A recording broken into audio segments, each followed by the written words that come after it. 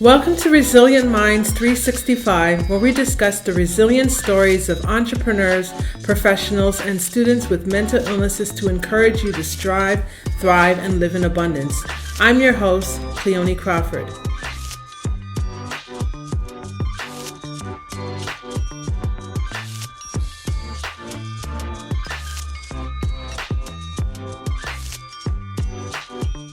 So, guys, we have a wonderful guest with us here today.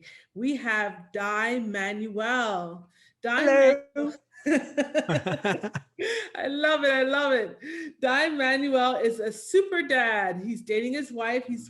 He has a lead by example way of living and a contagious personality who is on a mission to positively impact 1 million role models around the world to lead a fun, functionally fit life through education, encouragement, and community. He is an award winning digital thought leader and author, distinguished Toastmaster and keynote speaker, former partner and chief operating officer of a multi-million-dollar retail company, a sought after lifestyle mentor, and an executive performance coach.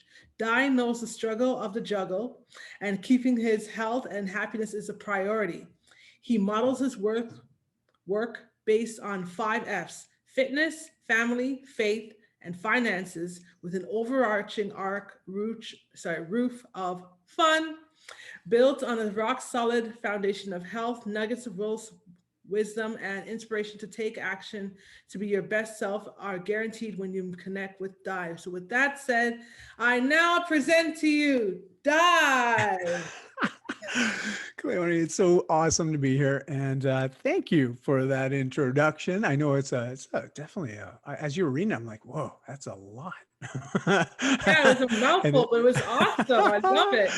it gives everybody at least a good indication of at least some of the things that I prioritize. Because I think at the end of the day, it's what we prioritize, what we pay attention to, Right, especially in our own lives and our own lifestyles that often can have the greatest amount of impact, right. positively, sometimes negatively. But either way, it's that awareness piece. And so thank you for the kind intro, but also doubly thank you for the opportunity to be here today. I'm super excited. This is awesome. Awesome. Thank you so very much. So tell us more about your profession, what you're doing currently, and when you got started, stuff like that. Well, I always like to let people know life is never a straight line. And You're right.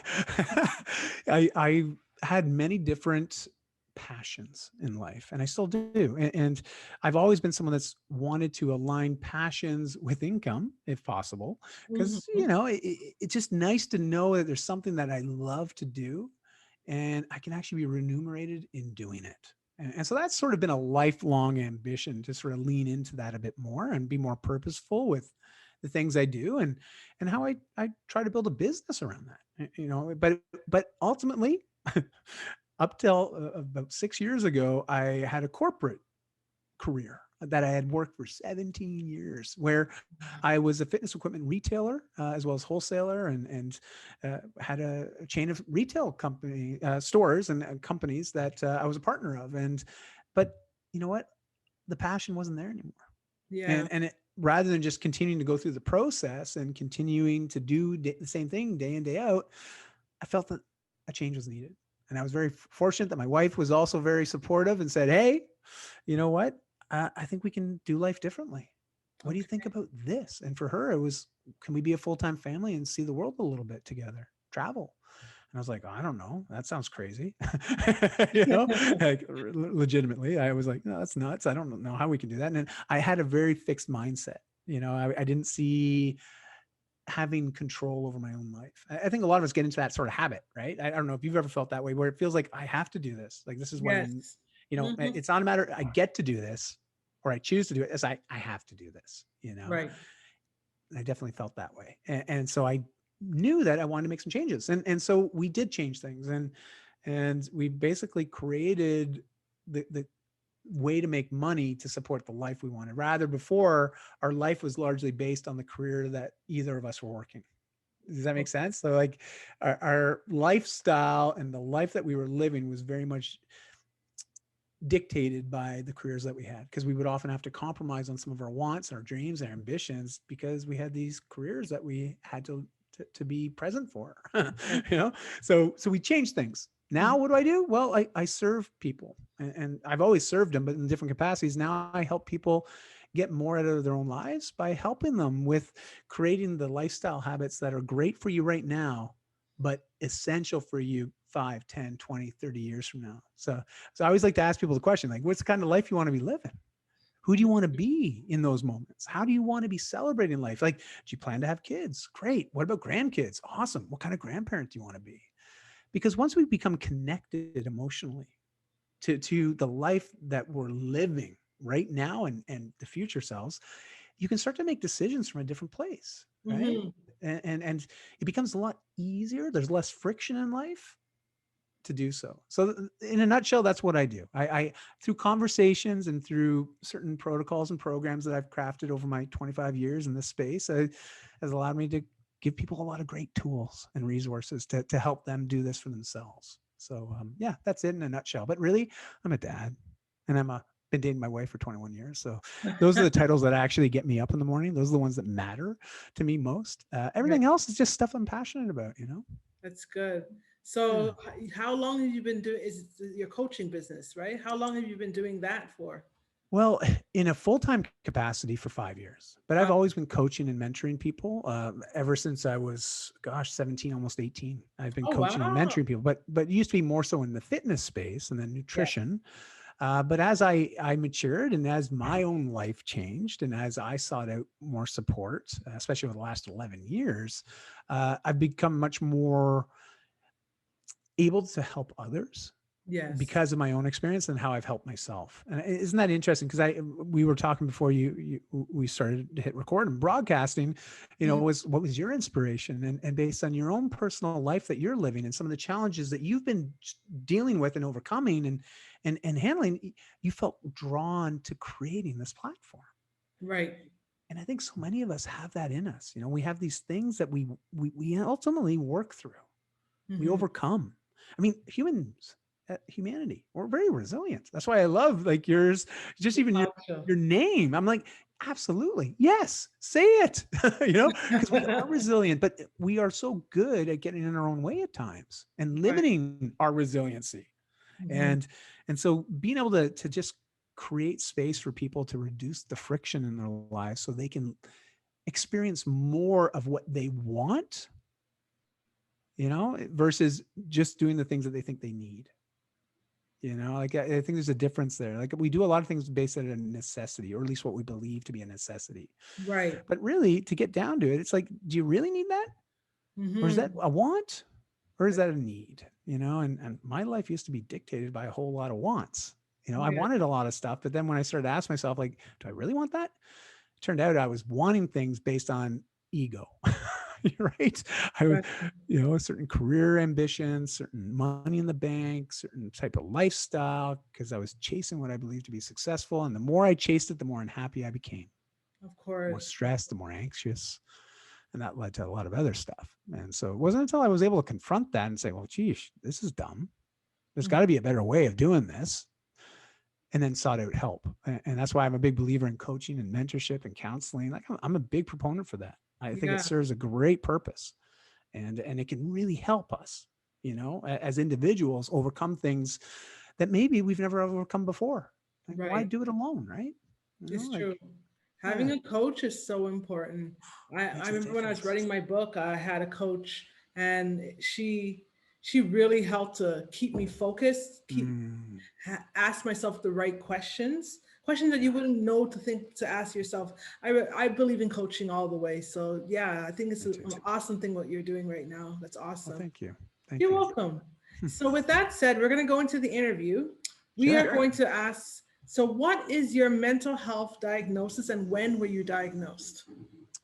Yeah. So it's interesting because I guess it would have been just shy of 11 years ago, I started working with a psychologist, as well Mhm. as a counselor and a relationship counselor.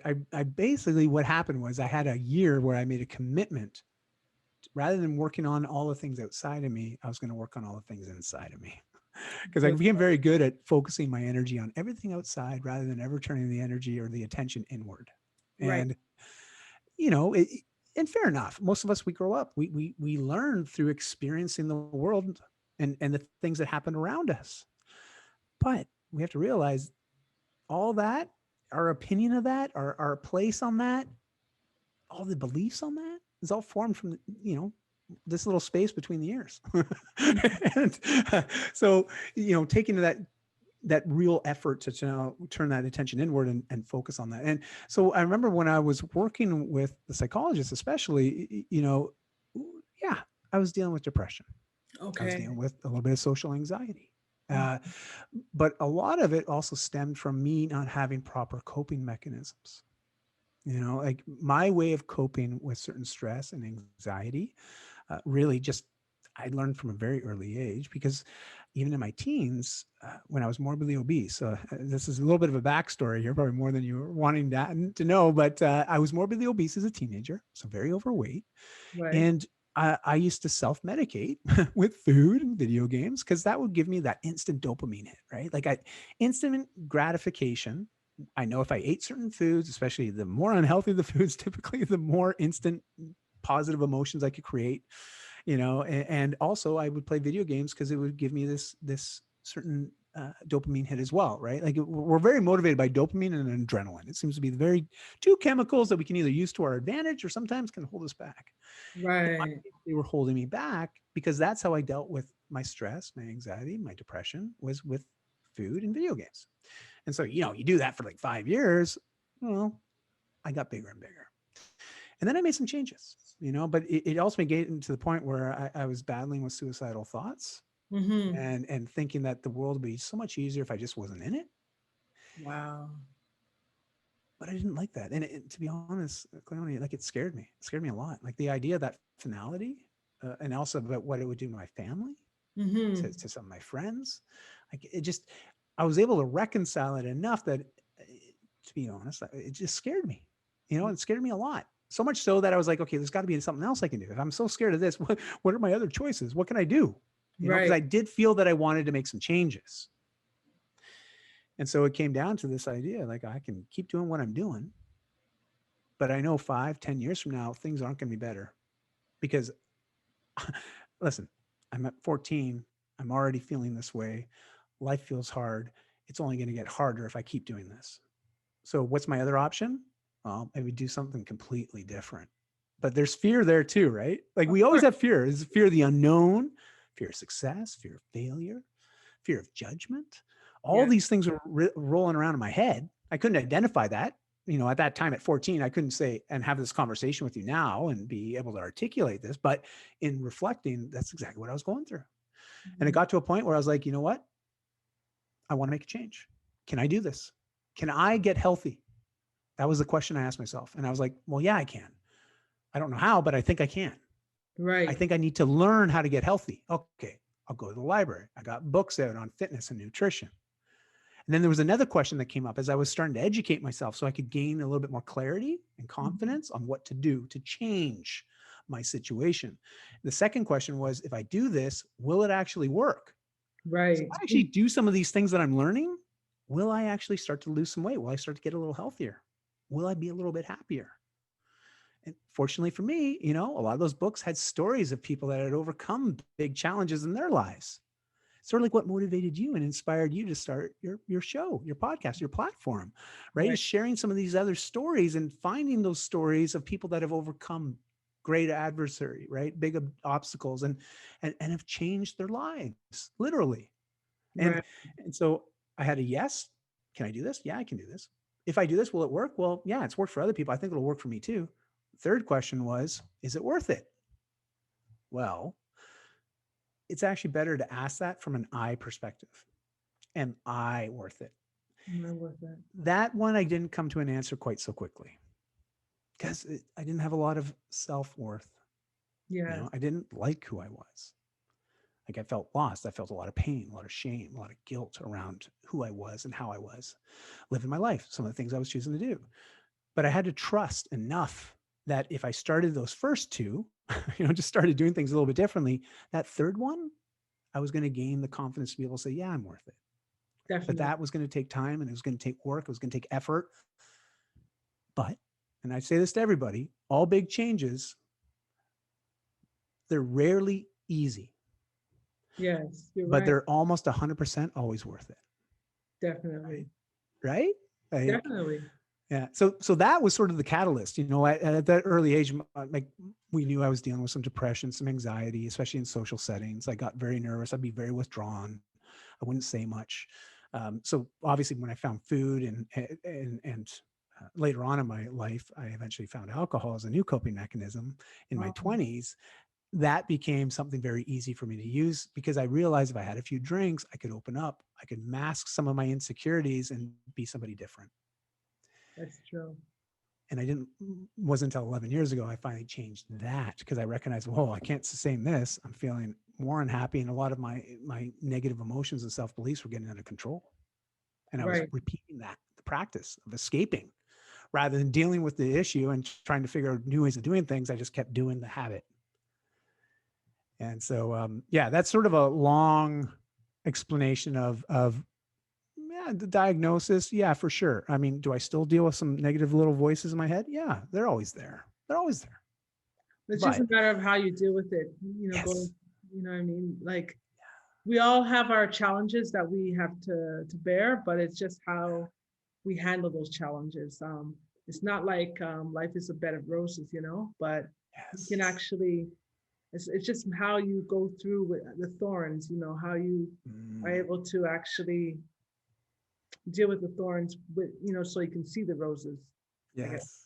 Yeah, I like that. That's a beautiful analogy, or metaphor. And yeah, for me, it was just I had to learn healthier ways of coping with Right. some of these negative emotions, negative self beliefs, and there's a lot of backstory there, but I'll save you all the backstory. It just got to a point where uh, I couldn't sustain it anymore. It became harder and harder to mask things. Yes. And people often refer to that, they feel like their life's out of control, and it certainly felt that way for me. But I had so much to value in my life. I had a couple kids. My daughters were under the ages of 6 at this time, 11 years ago. I had a wife, a partner that believed in me, was my Mhm. biggest supporter, you know, loved me unconditionally. And here it was, that relationship and that sanctity of what we created together was threatened to be taken away. It was gonna, and it wasn't like it was being taken away. It was actually I was pushing it away by my Yeah. actions. And it got to a point where, my wife sat me down and she was preparing to leave me, take my kids away. She was like, Dai, we can't raise our kids. This is not a safe environment, a healthy environment to raise our girls. And honestly, Cleoni, I couldn't say yes. I couldn't argue otherwise. She was right. She was Right. 100% right. And that's what was even worse because I was like, you're right. But I also knew if they left, I was in big trouble. Yeah. Because that's really what I truly valued, even though I wasn't acting like it with everyday actions and supporting that. Hmm. And she asked me a question. She said, are you being the type of man that you'd want your daughters to marry? Wow. That's a hard one. That, yeah, isn't it? Like Mhm. that question. And for anybody that's a parent, you probably know exactly what I mean when you hear that question. If you're a father of girls, totally. If you're, even if you have sons, it's like, are you being the type of man that you'd want your boy to be for other women? Right. Like, because all of a sudden I realized when she asked that question, I was like, my gosh, I'm not. And if someone like me at that time showed up on my doorstep, I wouldn't let him in. No way. Exactly. I wouldn't. And yet that's who I was role modeling. I was, I'm their first male role model. I'm their first superhero, like, and we can look at all the studies, we can look at all the scientific backing on this, but girls are often attracted to men that remind them of their dads. That's true. So I had set a pretty low bar, you know, and that was a stark realization that I had to come to. And I made a commitment to go 1 year with no drinking, which That's would good. also mean no alcohol, like, sorry, no narcotics, because I would often use Like, narcotics when I would drink too much. And it also led to other things that I would do that I'm not proud of.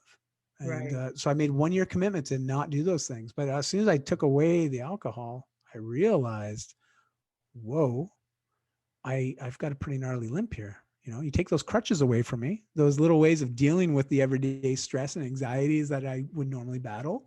Mm-hmm. I don't have any healthy way of dealing with that. This was the only way I knew for the last decade leading up to that.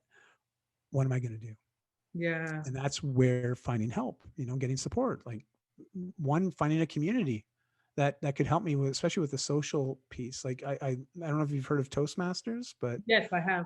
yeah, it was integral in helping me overcome this anxiety I would feel speaking in front of people. Like I'd feel anxious. I'd feel scared, a lot of fear, to the point that it would be very restrictive and very hard. And it used to be in the past, I could deal with that by having a couple of drinks. Well, now I don't have the drinks. I got to deal with this. I don't want to be a shut-in. I have aspirations. I want to make an impact on the world. I want to be the kind of guy that I'd want my daughters to marry one day. Yes, definitely. So I Definitely. had to find association, right? Find the right types of people to get around that will support me and that I can support. And Toastmasters was one of those organizations. Really helped me with that a ton and taught me new ways of dealing with that angst, that feeling I would get if I was going to speak in front of a group, and learned how to channel that nervousness, that anxiety, and turn it into something powerful, Mm-hmm. and motivating. And also reminding myself, what's the worst that can happen here? It's actually not that bad. That idea that we have that there's always something worse than dying, and it's always been considered public speaking, right? Like It's true. every It's year we hear true. about the biggest fears. It's like people are more afraid of being in the coffin than they are, or sorry, more people are afraid of giving the eulogy than they are of being in the coffin, right? Like Right, it's that right, right, right. we'd rather be in the coffin than up there talking about the person that's in there, and It's it true. always baffled me, but I believe that. And so we have to challenge our belief system sometimes. So, yeah, anyways, that's the backstory. So now you're caught up to speed. Definitely. I'm definitely caught up to speed. So Yeah. my next question for you is so what did you have to do to overcome or bounce back from your lowest points? Mm, Can you list all the resources that were applicable to you? sure. Well, when I was now this came out in therapy. So I did. I wanted to find support systems, right? Like I realized I didn't have the knowledge or the experience, nor did I have any immediate friends that I felt comfortable having the conversation with, because it Mhm. would require a fair bit of vulnerability, right? Me admitting that these are things I want to fix or I want to work on. I shouldn't say fix because that would imply that I was broken. I wasn't broken. It's just I was modeling things that were modeled to me. I just Okay. hadn't learned other ways of dealing with what I was going through. So I knew I needed support. So my wife was fully supportive. She was on board for my 1 year commitment, and she knew that this is it. Like if this was it, do you know what I mean? Yeah. Like I knew that if this was my last opportunity to show them and That show you can do it. myself, yeah. And so I got a great psychologist I worked with for about 4 months. And that was instrumental in me helping me unpack a lot of emotions that I'd been repressing, and which was also what would feed the alcohol, was me avoiding a lot of tough emotions, tough Mhm. memories. And so working through that and being able to reframe things in a much healthier way. And rather than letting my past dictate my future, I was like able to separate that it's happened. It's all good. Like I don't think ill of it. I don't think positively about it, but I don't deny it. It's there. Right, It's right. there. Do you know what I mean? Like it's there, but it doesn't hold any sway over me anymore. Hmm. If anything, it provided me a lot of valuable lessons that I can now move forward in life. And this is also what draws me to coaching and to mentorship and to supporting others, is because after going through this, I want to help others with similarly than how I'd been helped. Hmm. And so that was one. Also, we had a great relationship counselor. So we could help Christy and I with just getting better at communication. Yeah.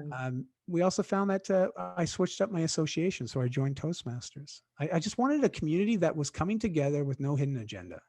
Yes. Like it's nonprofit, right? Like everyone's there because they're volunteers and they love being there. They want to support, they want to grow. And it was just a great community to be a part of, because all of a sudden I was in a room with people that wanted to become better communicators and better leaders. And they're there to support each other on that journey. And I was like, wow, this is the weirdest thing. I was used to going to networking meetings and stuff like that where, Yeah. there's always a hidden agenda, right? Of course. It's like someone trying to sell something. Yes. And for once, I was all of a sudden I was going somewhere and it was like, no one's trying to sell me anything. In fact, they want to get to know me and I want to get to know them. And man, this is great. Like it was such a positive environment to be in because Yeah. I had to change my association. And I want people to really take note of that. Like as much as I found these other people to support me, like a psychologist and a counselor, and that was great. But I had to change my association Okay. because even working with those people, if I was still getting around the same people that were feeding some of my habits, Exactly. it wouldn't have, I don't think I would have been able to make the changes. Right. I needed new association. I had to guard what was going on, what's going in my head. It's just Mhm. like I ask people often, I'm like, well, where do most of your thoughts come from? Like when you think about it on the day to day, what is feeding your mind? What is being implanted? Like if you're watching just a lot of Netflix, and hey, listen, I watch Netflix too. I'm not here to say don't watch Netflix, but I'm here to say if you're only watching one sort of type of Netflix, like if all you watch is rom-coms, that's great. They're feel-good movies. Mhm. But if that's all you watch, well, that's going to affect the way you perceive the world. It will, subtly or in a bigger way. But ultimately, the things that we're feeding into our mind does tend to create some sort of external result for us, either consciously or subconsciously. So I had to start guarding my association, guarding how I fed my mind. And I started to focus more on the personal development aspect of like, okay, I'm going to start watching more TED Talks because those are inspiring. There's always a positive message. I learned from that. I can grow from that. Started reading a lot of positive books, even some autobiographies. So there was the little things between my conversations with some of these professionals, right? Like the doctors and whatnot. It's actually what I was doing between the sessions that provided the greatest amount of growth and positive change for me. Okay. How Okay. about for yourself? Like what have you found on your journey? You mean what has been helpful? Like, because there is that idea of getting third party support, right? Finding those professionals to help guide us, to ask us the questions that maybe otherwise we wouldn't ask ourselves, and to point us in the right direction, give us certain exercises, help us reframe things a little bit differently in a healthier way. That's awesome. But Mhm. maybe you only see that person once a week for an hour. Right. Well, that leaves 167 hours in that week where we're at our own, at our own mercy, so to speak. So what do we do with the extra time that we have between the sessions? Right. That's where I often find some of the biggest changes happen. And I'm curious, like for yourself, what have been some of your personal habits that you have found have been really useful in helping you stay on this path and stay focused on the life you're developing, you're building, not you just strive to thrive, not just survive, right? Like to use your Right. terms, like there's probably habits that you do almost every day, I bet. Yeah, for me, it's I exercise every day. Yeah. The music I listen to, I try to listen to very positive.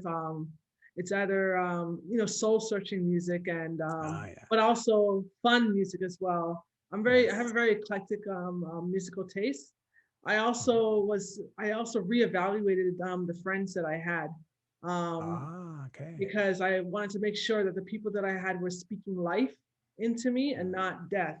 Because there were some people who were in my life that were not necessarily um, they were spending more time pointing out the negative things that were going on in Mm. my life than actually celebrating the things that were going well with my life.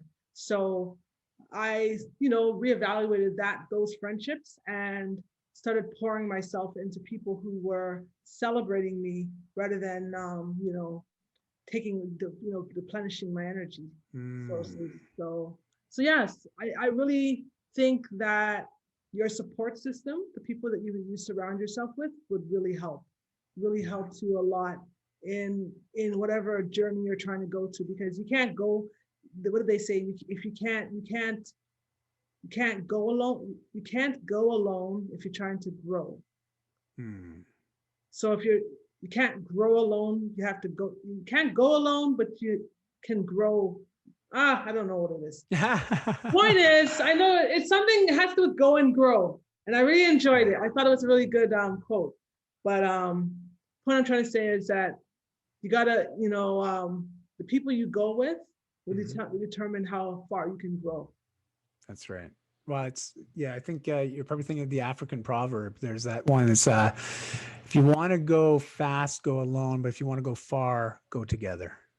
I think that's it. Something Is like that the that. one? Because that's Yep. what you're reminding me of. I know there's that one, but I think there's some other quotes that are very similar. But that's the one that always resonates with me. I'm always like, yeah, that's right. I do want to go far, but it's also, I don't want to be by myself. I mean, that's boring. Exactly. Let's like, Exactly. let's go together, And so I do find that community piece, and that's sort of what got me into just wanting to build communities. Like my wife and I, we started building like communities offline, but also online, and just trying to bring people of like mind, people that want to pursue a great life, Yes. and more than just pursue it, live it right now, Right and now. so we started Mhm. to create pockets and just serve those communities, and in serving them, it actually serves ourselves too, and I think that's the neatest thing about building communities is when you start asking people, it's like, hey, I'm thinking of doing this. This is something I'm really passionate about. Would you like to do it too? There's people out there like, yeah, I do. Awesome. Mhm. And it just creates this wonderful environment for people to grow together. And I Yeah, think I that love it. is the coolest aspect of social media. I know there's a lot of negatives too. There's things that we have to be wary of and to guard our attention and energy. Right. But when you look at all the good things that you also have access to, it's pretty amazing. And I think it's just being able to filter that. It's recognizing, okay, what's a good use of my time on social versus, well, this probably isn't going to help me in the long term. But Right, right. a cat meme, that's pretty funny. I'm going to get a good laugh out of that, right? But again, it's recognizing how much time are we investing. And It's so I true. think that was a big thing that happened for me. I just look at time. I'm like, yeah, we have 168 hours a week. How am I investing some of those hours every week? Yes. What are some of the results I want to create? Like, can I expect those results based on the actions I'm taking? Yes or no, Di? Be honest. Sitting and binging on that new Netflix series for 3 hours, is that really moving you forward on some of those projects that you've said that you want to accomplish? Right. Well, being honest, no. No. And so this is also understanding how procrastination shows up for a lot of us. Like we do avoid things, right? Like we do put things off. And Right. there's usually something underlying why that's holding us back. And that's what some of those fears I talked about before, right? Like just the fear of the unknown, fear of success. It's like, well, what if I do that? And what if it does go well? Oh my Mhm. gosh, what then? What will I have to do then? And it's like we start thinking about all these potential futures, and the odds of any one of those happening pretty slim. Right. So it's like just focus on what you can do right now. What is one thing you can do right now, today, that's going to move you a little bit closer towards the life that you want to be living. Right. Do Right. that one thing. Just do it. Like people laugh and they go, man, you make it sound so simple. I Yeah. said, it is simple, but it doesn't mean it's easy, Exactly. but it's always worth it, you Definitely. know? So, Definitely. yeah. So I have another question for you. Yeah, So, sure. what are three things that you wish you had available to you when you were at your lowest point? Mm. Well, to be honest, the men's group I'm a part of, Okay. so I'm part of we meet every Monday night. It's called Mentorship Mondays. So capital MEN, Right. Mentorship Mondays. And we started meeting about 2.5 years ago, Okay. and we meet every Monday. We've never missed one since we started. And Perfect. and it varies in size. We get sometimes 6 guys, sometimes 24 guys, but it fluctuates based on just people's life, where they're at, right? And we've pivoted where we were doing it in person. Now it's on Zoom, and it's actually grown a lot more. We have different groups now that have just started popping up around the world. We got one in the UK, we got one in Indonesia, we've got one in the States, one in Canada. Like it's kind of neat. And it's nonprofit, no hidden agenda. It's just a group of men coming together on Mondays to share what's real for them, Wow. and to share through stories, through experiences. There's no coaching allowed, no advice giving. It's simply that mentorship place where we share what's real for us, what we're going through, what we've learned from. And through those sharing of stories, it's amazing how we can start to see different ways of doing things. And it's also a great exercise in vulnerability, where as a man, I had limited scope when it came to vulnerability. I believed it was a weakness. I Yes. believed it was something that limited me in life. Mm-hmm. Like, you don't show vulnerability, people take advantage of that, like. So Exactly. I had a lot of aversion to avoid being vulnerable, and which also led to a lot of the other struggles I dealt with 10, 20 years ago, because I didn't know how to communicate my emotions, Okay. and so I would avoid them. And one of the best ways to avoid them, especially for my own sanity, was coping mechanisms like alcohol or food and just external things that would allow me to put it off and avoid it, not think about it. So that would be one thing for sure. Having that community of like-minded men to support one another and support me. Like when I was at my lowest, I think things would be very different. Second to that, I think it's the biggest thing is where I've seen the big difference since I've been on this journey this last decade is just the increased amount of content available today. Hmm. You know, Okay. like platforms like your own, Cleoni, like it's amazing. You're providing so much awareness and knowledge and wisdom through your conversations with others and Right. even sharing your own journey. Like I really wish I had more access to those kind of materials when I was going through my lowest time. That makes sense. You That know, makes a lot of sense. that's Yeah. why people are coming to this right now. It's like, whoa, you're coming in at a great time, you know, because when I was going through this 11 years ago, there wasn't nearly enough information out there to support me, you That's know, true. not like there is now. So that's just second to that is just accessibility to more resources and more people sharing their story, right? Yes. Like that's what I needed more of when I think about it. And then thirdly was just uh, I wish I had better connection with why I did certain things. You know, taking space or time to really sit with some of those questions and ask myself, "Hey, Dad, what do you want?" Like, I mean, how often do we have people say, "Hey, what do you want in life?" You know, like we'll often it's like, "What do you want for dinner tonight?" or "What do you want to watch on TV?" Like, you know, "What do you want to do for your birthday?" Like, we have a lot of these types of wants that we satisfy by talking about it or going after it. But do we ever sit and say, "Well, what do I want for my life?" How often Mhm. does somebody ask us that question? You Not know, often enough. not often, enough, but how often do we ask that of ourselves? Sometimes we're afraid to ask it because we may You're afraid of realize that the it's going to answer. involve a lot of change to actually get what we want. Right. And Right. change isn't easy. Maybe worth it, but it's not easy. And it involves work. It involves getting uncomfortable a lot. Yeah. you know? So those are sort of the three things. If I had to really distill it, those are three little things that would be very valuable. You know, having that men's community would have been instrumental and definitely would have been very supportive. Having additional resources like we have today. So Mhm. those that are out here, those that are listening to this is a prime example of exactly what I'm talking about. And then thirdly, is that what was I saying? What was number three? Number three was oh my God. I just drew a blank. I'm like, I just said it Good too, point. and I can't even remember now. It's How did I draw a blank? Oh my God. it's all good. You know what? We'll have to just hit rewind. Uh, I have to rewind this. I am so it's what happens. I sorry. get off on these tangents, and I'm like, I don't even remember what I just said, which is a great sign. But either way, the cool thing is we have access to resources today more than we've ever had before, and it's more and more every day with more people sharing their stories like you did. Hmm. I think that's just so incredibly powerful and inspiring. So just wanted to commend you as well, Cleoni, just for everything that you do. I think it's amazing. Thank you.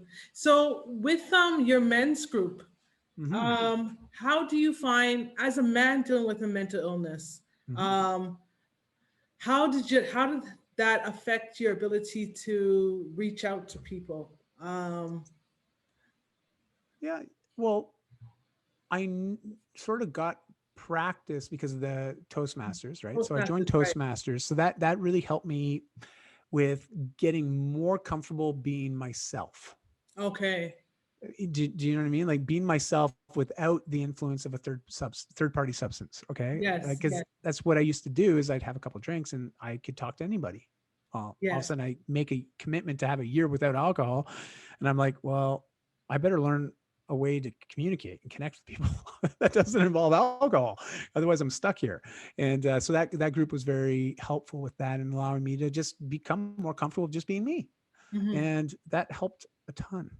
Like it really was able to shine a light in an area that was otherwise pretty dark. Hmm. And yeah, I'm just trying to think what else would be most impactful. But And why do you think men find it very difficult to express themselves when they're going through their challenges? What are some things that you've discovered, especially in your men's group, as to why it's hard to, reach out for help or to to be vulnerable. Well, you know what's super interesting is what I've observed over the last two and a half, or going nearing almost 3 years that we've been running these meetups, is men will often show up because another man just said, "Hey, there's this cool group of guys showing up on Monday nights. I think you may like it." Like they don't really talk too much about what goes on and what happens. We keep that quite vague, to be honest. Right. But we find that the power really lies in that one man inviting another man. But Ah, but there often takes a point, there comes a point where someone has to go first, right? Like and I think that is the really interesting part is we'll often have a big group of guys that would show up. Like when I was facilitating these while I was living in Bali, we'd have 20, 22 guys show up, and you'd have the youngest being 18, 19, the oldest guy being in his 70s. wow. You've got the full spectrum, right? Of all these different men at different seasons in life. And what would happen is we would open up with a question, and it's super simple. Like this is really simple. Like we just say, "Hey, we're going to open up some time for sharing. Only one guy can talk at a time. That way we're all fully present to hear and to hold a space for that guy to share what he wants to talk about." But the Right. question we often ask is like, "Hey, what's real for you right now?"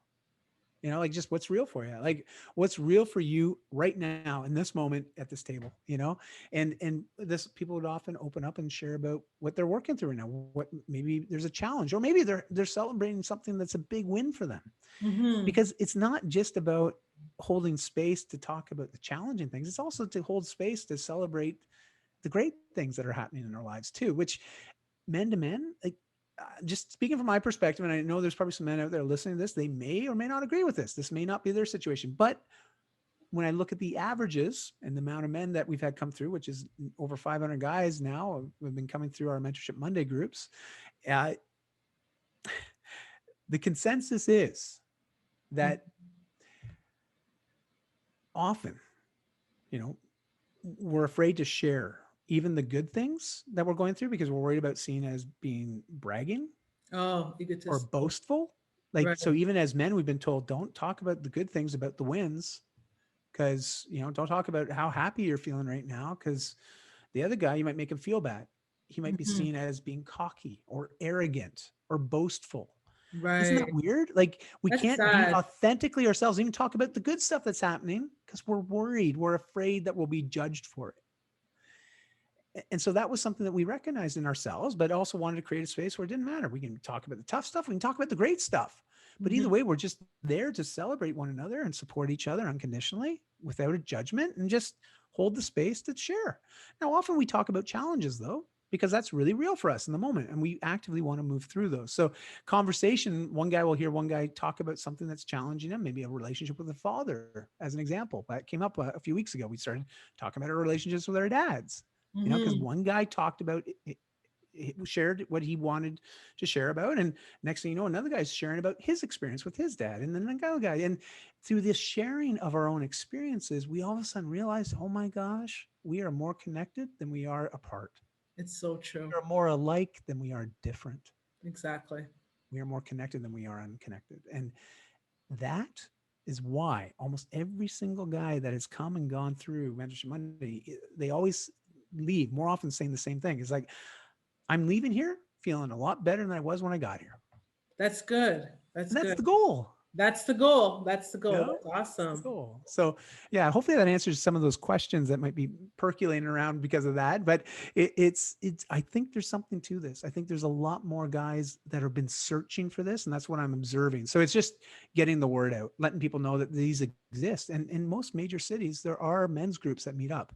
I do recommend and invite guys. Don't base your judgment on men's groups based on one experience. Exactly. Because Go you and try never know. different ones. Right. Find your community, and On your tribe. don't stop looking, because Right. it is out there. I know it is, and it's been instrumental in my last 3 years of life, and I envision it being something that's part of my life for the rest of my life. Amazing. Yeah. Amazing. Yeah. So, my next question is, what words of hope can you give to our listeners who deal with mental health challenges, that, especially our men who may have a mental health challenge and may think that this is it? What words of hope would you give to them? Well, I'm going to riff on Buddha. Okay. Okay. So Buddha, like 2,500 years ago, pretty wise dude, he said, this too shall pass. Yeah. Now, when we hear that, and I know a lot of us will say that, it's like, don't worry, you're going to get through this. Like we hear that, and it's like a cliche now, right? Like we hear that so often. Don't worry, you're going to get through this. You're going to be okay. But I want you to take note of those words and one other perspective on it, and so this too shall pass often relates to the challenges that we deal with every day, Mhm. or we go through seasons in our life where we're dealing with a struggle. Like, gosh, this year has been one of those years. Yeah, We've all been adapting and challenged by this year that was 2020. definitely. This too shall pass. So we will get through this year, and life will get back to something that seems like it was before, but it'll never be like it was before. Right. But we will get through this, and there'll be a new way of dealing with things and a new approach, but we're going to get through this. But what Buddha was also meaning, as much as the struggles and the challenges that we face, that yeah, we will get through those, he was also talking about the great things that happen in our lives. Specifically, like, think about the birthdays. Think about your first child, the first time that Mhm. that child takes a step. Maybe your marriage, the first day you met your partner for life, like that first day that you launched your podcast, right? Like these things are awesome and they're worth celebrating, but they Yes. too will pass. Right. And I think that is the perspective I'd like to encourage other people who are listening to this or watching this is yeah, everything in life will pass. It's the only thing that we know that's absolutely for sure is that nothing stays as it is. And the more we try to hold on to things and fight change, usually the more sadness, unhappiness, grief, regret we welcome in. Right. So, what I want to encourage people and invite you to think about is yeah, this too shall pass, even the good stuff, but be grateful for right now. Be That's true. grateful The for the things that present. you have right now in your life, Hmm. because the exercise of gratitude is a great way to ground yourself and to recognize, man, I've got a lot to be grateful for in my life. I got so much to live for, and I'm just getting started, And I really want people to take that to heart, because trust me, you're not, you may feel lonely, but it doesn't mean you're alone. Right. But it does take an action, that you have to reach out. You have to make that first move at times to reach out and to find the community, find the support. But it's worth it because you're worth it. And that's sort of to close the loop on that 3 questions I asked. If you want to make some changes right now, just remember, can I do this? If I do it, will it work? And then lastly, am I worth it? Those are the 3 questions to ask ourselves every single time we are faced with change, whether we want it or not, and it's just a great way to sort of navigate and get our mindset straight and ready for the changes ahead. But yeah, that's that. I hope that makes sense. And I know it's a bit of a preamble, but I wanted to try to close the loop on a couple of pieces that we talked about. But man, trust me, everybody. Oh, This too shall pass. this too shall pass, and Love just it. be grateful for the life that you have right now, and realize that you can change anything anytime, but it does happen quickly as soon as you make a decision. Cool. So with that said, we're going to do a little switch in topics a little. All right. So as you can see behind me, there is a book called The Music of My Life, because it's about my journey with mental health and music therapy and so forth and so forth. So with that said, what type of music do you like? So I, like you, have an eclectic taste. I listen to a lot of different types of music. I listen to some R&B. I listen to some old classic jazz as well as new age jazz. I listen to a lot of blues, but even classical and opera areas every once in a while. Like, so I have a big mix. I tend to find it depends on the mood I'm wanting to be in. Okay. Do you know what I mean? Like, Yes. I'm a big fan of walking meditation. And what I mean by that is I like to get out and just pay attention to my breath, pay attention to my feet. Like, if you're not familiar with how walking meditation works, it's very similar to meditation that we're used to, just sitting and breathing, closing our eyes, visualizing. But I like to be in movement. I actually find it more in alignment with the kind of person that I am. But Okay. it's so when I'm doing my walking meditation, just focusing on my breath, trying to be aware of my surroundings, sometimes I'll get out there and I'll be halfway through my walk, and then I feel inspired to listen to some good music. Cool. because it's a great grounding exercise, but it's also a great way to increase my energy into a certain mood that I might be wanting to elicit, and so for me, like, I absolutely love good blues, Okay. like just like old school, like even like Otis Redding, like, like just, or Thelonious Monk, like just old classic blues. And, Right. but even some of the newish stuff, but I love that stuff because I just find it so, it can be gritty at times, but it's so heartfelt. I know Okay. some of the stories can be pretty sad. That's why it's called the blues. Yeah, totally. but, but, but I do find that it's poetry, and there's so much emotion in it. Like I find that there's a lot of life to it. Right. You know what I mean? Like it's just, I just really connect with it, and it makes me feel just very grounded. Um, but if I'm looking to do a lot of work, and I might listen to something a bit more poppy, I love actually a lot of Queen. Like I love listening to Queen. Queen gets me Okay. moving. Yeah. I love Freddie Mercury's voice. I love some of the messaging in the songs. But that's what I'll put on if I want to get my energy up nice and high. Yes. And so it really depends on the mood I'm wanting. But I love all sorts of types of music. I just really do. So that's why I really resonate with you and what you were sharing earlier. Is just this. There's a tune for every mood, isn't there? Yeah, totally, totally. So with that said, that leads me to my next question is, if you were to think of a song that describes your journey, Ooh. what would it be and why?